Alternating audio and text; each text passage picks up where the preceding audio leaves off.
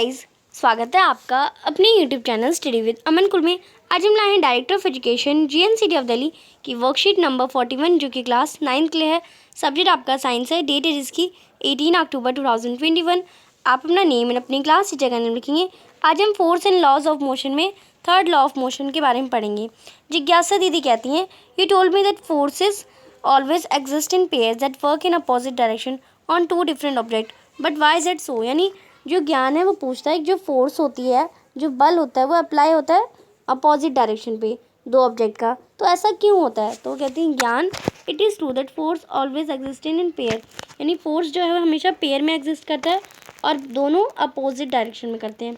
This is in accordance with the third law of motion. ये हमारा third law of motion में दिखाता है।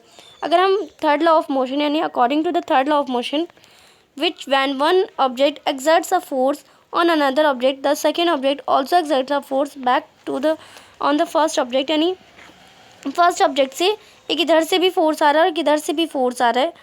Then these two opposite forces are equal. यानी दोनों अपोजिट जो फोर्स होंगी वो इक्वल होंगी मैग्नीट्यूड में, पर जो उनके डायरेक्शन है वो अपोजिट होगी।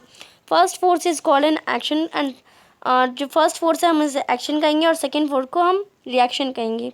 Example, when we kick up football we apply action force. यानी अगर हम एक बॉल को किक कर रहे हैं तो हमने एक्शन फोर्स अप्लाई करा, due to which it moves away, but at the same time the football also apply same force on our foot due to which may hurt और फील पेन। यानी इस वक्त हमारा एक तो फोर्स हमने पैर से किक किया बॉल को, तो बॉल को जो फोर्स हुआ तो वो आगे गई, तो ये हमारा क्या हुआ, एक्शन फोर्स हुआ। पर हमने किक किया बॉल को पैर से, तो हमने पैरों से किक किया, तो हमारे पैर में थोड़ा दर्द भी हुआ, हर्ट भी हुआ, क्योंकि हमने तेज किक करी, तो ये हमारा क्या हो गया, रिएक्शन फोर्स हो गई। अब थर्ड लॉ ऑफ मोशन क्या कहता है हमारा, टू एवरी एक्शन, यानी किसी भी एक्शन में there is an equal and opposite reaction. यानी एक इक्वल और अपोजिट रिएक्शन होती है।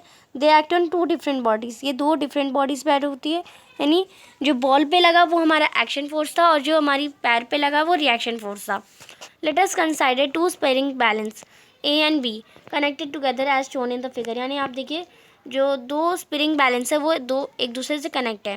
The upper end of spring balance A, यानी जो अपर एंड है स्प्रिंग बैलेंस ए का, is fixed on end on a table और वॉल। यानी वो फिक्स किया गया है कहाँ से, आप देख सकते हैं एक टेबल या वॉल से फिक्स करा गया है।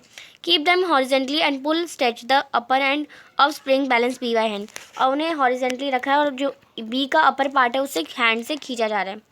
We notice that the reading of force, हमने देखा कि जो रीडिंग ऑफ फोर्स है यानी वेट है, in the both balance is same but opposite in direction. यानी अगर हम इधर से खींच रहे हैं और इधर से खींच रहे हैं तो जो रीडिंग है वो दोनों में सेम है, इसमें भी सेम है इसमें भी सेम है, पर जो डायरेक्शन है वो अपोजिट है। In this setup the amount of action force apply by A and B is equal to the reaction force applied B on A. यानी जो ए और बी है वो हमारी एक्शन फोर्स भी सेम है और रिएक्शन फोर्स भी बी पर जो ए है वो सेम है। अब यहाँ पे आपको कुछ रियल लाइफ एग्जांपल दे रखे हैं। Some use of third law of motion in our daily life, यानी हमारी डेली लाइफ में थर्ड लॉ ऑफ मोशन जो है उसके यूजेस बता रखे हैं। यानी फर्स्ट आपको दे रखा है, get harm when player collide each other in game. Second है, can be able to walk on a path. यहाँ पे एक्शन, अगर हम रोड पे चल रहे हैं तो कैसे चलते हैं, एक्शन क्या हो रहा है, foot pushes down and back. यानी जो हमारा फुट होता है वो पीछे की तरफ आगे जाता है और ये पीछे होता है। रिएक्शन क्या होती है, floor pushes up and forward, और जो फ्लोर है वो हमें आगे चलने देता है। थर्ड है recoiling of gun when but bullet is fired from it. यानी जो हमारी गन में से जो बुलेट निकलती है तो रिकॉल होता है। फोर्थ है, moving of a rocket in a forward direction on ignition, एक रॉकेट का मूव करना ऊपर से नीचे से ऊपर। फिफ्थ आपको दे रखा है, the boat moves backward when sailor jumps in forward direction. जो बोट होती है वो बैकवर्ड मूव करती है जब सेलर जो होता है वो, अभी आप देख सकते हैं जब वो पुल पे चढ़ेगा तो वो जो बोट है हमारी पीछे जाएगी। Bouncing back of players by trampling when he jumps on it. Seventh आपको दे रखा है, the ball gets reflected back when we hit it to the wall. यानी अगर हम किसी दीवार पे बॉल को फेंकेंगे तो वापस आएगी, तो ये हमारी रिएक्शन होगी, एक्शन और रिएक्शन वे according to the third law of motion.